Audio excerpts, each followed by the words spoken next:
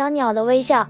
在一个温暖的春天里，小女孩发现路边有只受伤的小鸟，无法飞翔。小女孩小心翼翼地弯下腰，将小鸟轻轻抱在手心里。她感受到小鸟的微弱心跳声，小女孩便带它回家。回到家中，小女孩仔细观察了小鸟的翅膀伤口。她取出一块柔软的棉花，轻柔地为小鸟擦拭伤口。这一刻，小女孩感受到她的慈悲之心如一道柔和的阳光，温暖着这位小生命。为了给予小鸟最好的照顾，小女孩特地在院子里种了一些小花草。她每天用心地为小鸟准备新鲜的食物，不时坐在旁边陪着它，用柔声给予安慰。随着时间的过去，小鸟渐渐展现了康复的迹象。它开始在笼子中跳动，似乎想要试着展翅。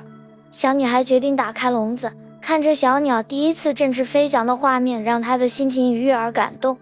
当小鸟欢快地飞向天际时，小女孩深深体会到，怜悯之举不只是对别人的帮助，更是一种无法言喻的喜悦。